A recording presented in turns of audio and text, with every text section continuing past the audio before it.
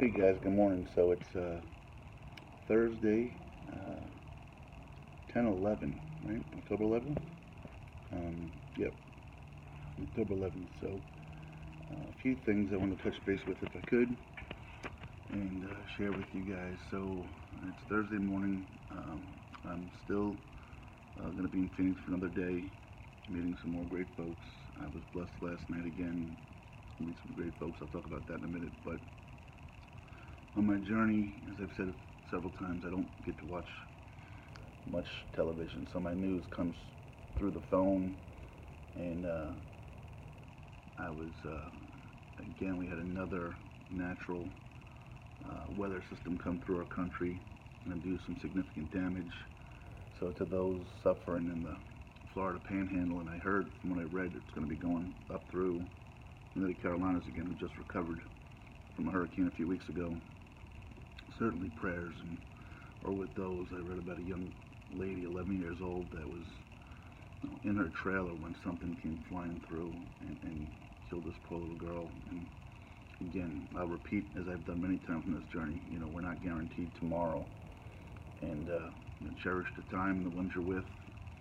Um, really bothered me to read about her. I mean, it bothers me to hear about anybody, but it wasn't like she was out surfing in the storm or doing something crazy. She was in her trailer with her family when something came crashing through and killed her, which is, man, how do you explain some of these things? Obviously you can't. It just happens. So that was one of the things I wanted to kind of talk about and give my condolences to those folks, and maybe we can all, you know, say a prayer, or if there's a way to donate some money to Red Cross or FEMA, whatever, please, and do what we can for our fellow Americans down there. It's a tough, tough thing. A lot of people without power right now.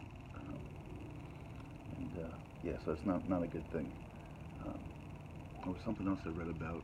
Oh, I'll talk about that in a minute, I think. So let me share my plans with you guys, and then recognize somebody and some people, and then kind of talk about the last bit. So just I like things that make you think. And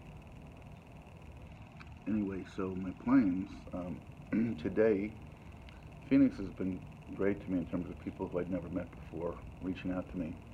Um, I'm going to be getting together with Brian later today, and I'm not sure how Brian came to know about the journey and me. He reached out to me, and going to spend the night with Brian.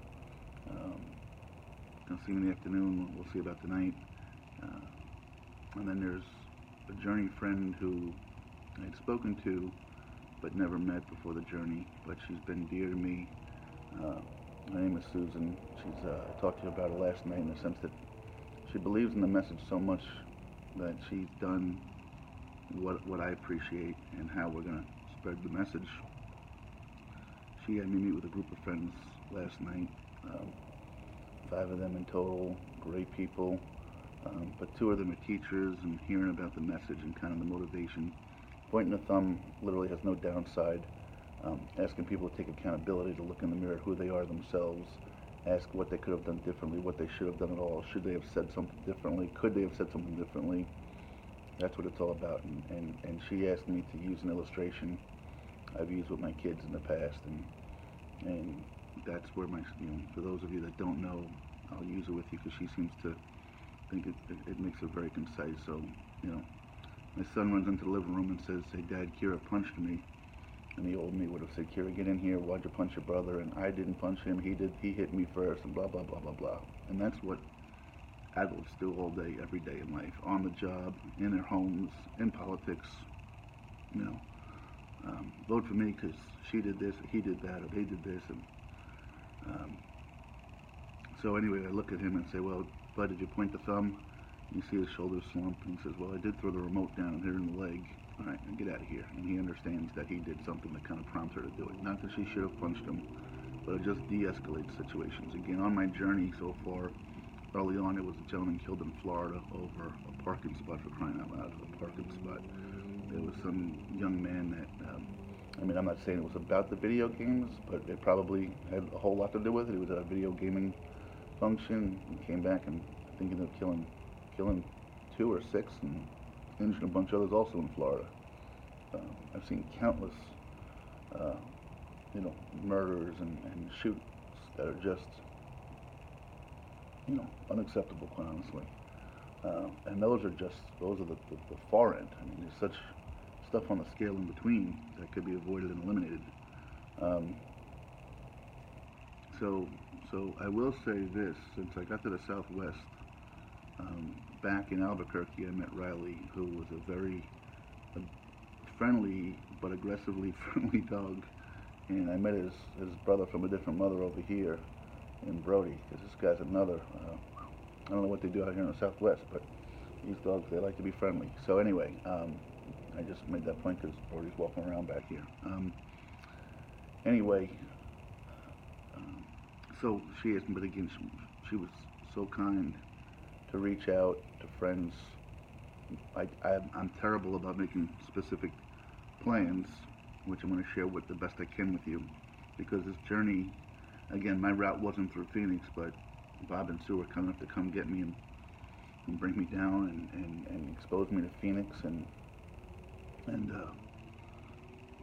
down here is Bob and Sue and their stories and their family and their love, and then today will be last night with Susan and a bunch of her friends, of which two are teachers, and that's what I was getting at.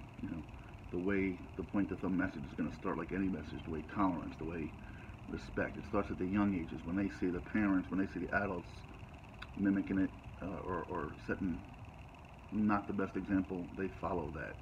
And I think our society is all about these young kids hearing their parents, because we have a society that I think everybody does it. Like I said, it starts at the very, very top with our president, and it seems like everybody wants to point the finger and blame somebody for how something happened to them.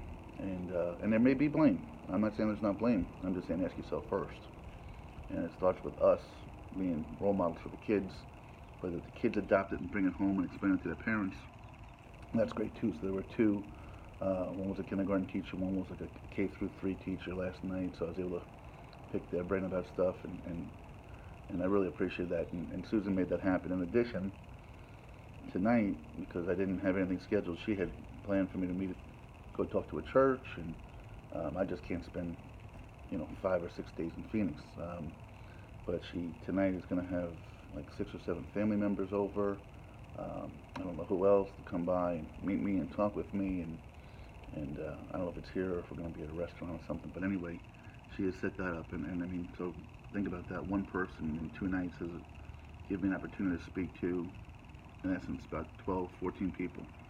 And that's I'm going to hopefully, as I roll out, this post-walk journey, going to be relying upon, you guys, a co-group of supporters, to kind of do that for me. Let me come out and talk to people and spread the message, and maybe we then take it to schools and churches and prisons and public speaking forums or whatever, as well as the book, as well as I kind of alluded to last night. Something I hadn't told you guys about is the children's series that I'm kind of rolling out. I've asked my daughter to help, design some characters, which she's been doing for me every day and excited to do. So I get to share that with her.